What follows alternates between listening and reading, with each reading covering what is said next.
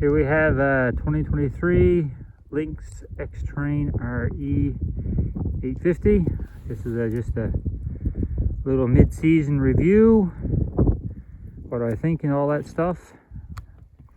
Obviously everyone wants to know about the suspension. The suspension is actually more different than I thought it would be compared to the Rave.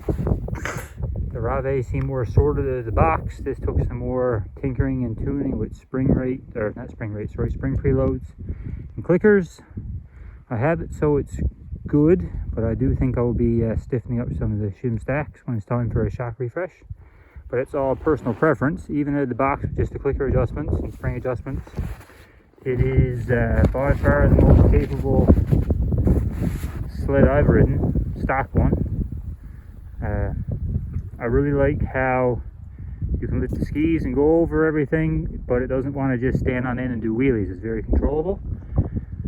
I think the best way to describe this when you're talking backcountry XRS versus Lynx is that the Lynx is not as good of a off-trail crossover, but the suspension is far more capable. I think this would be more for someone who had, say, a Renegade XRS and was looking for more traction and more flotation at the expense of a little bit of precision in the corners, but didn't want to move fully to a backcountry which is a bit more off trail. So you see I've changed the track. So the changes I've done is I had the track changed to a 1.75 Hurricane, lug studs, 4 wheels in the back with the Griffin Rip Built spacers. Today I'm trying that seat that's actually off of a 600 EFI Renegade or Backcountry or something. It's lower and softer and I like it a lot. I'm probably going to end up staying with that. See, I had the rock gauntlets with the guards underneath because it's cold in Labrador and the big windshield. So that's not necessarily for everyone, but for me it works. So yeah, the suspension, touched on that. I'm up 1 tooth on the top gear. That's pretty good. The biggest downsides to this snowmobile for me, what I would like to change, what I don't feel is good, would be the seat. Too hard, too stiff. Like when I'm driving hard, I don't mind standing up, pounding and going. When I sit down, coming into a corner or something, I just want to get my center of gravity lower. So the seat being lower and softer is a big improvement. And the other thing that I'm really not impressed with on the snowmobile is the clutching.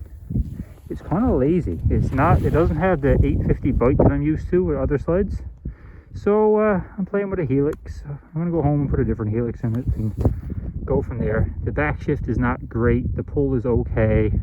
There's more in there. It's the engagement is great for off trail though. I think for like a backcountry XRS guy, or a backcountry XRS, like a 154 guy who spends more time off trail than on, he or she could probably do better with this clutching than what comes stock in the backcountry.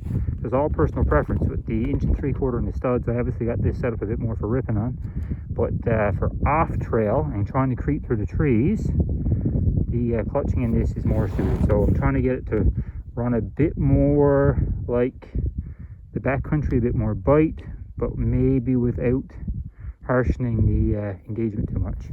Anyway, if you got any more questions, put in the comments. I'll probably do a couple more videos before this is all said and done and I'm comfortable with the clutching and I got my bag situation all figured out. I'm still not happy with that. I might go to saddlebags. I know people hate them, but I'm not trying to be cool.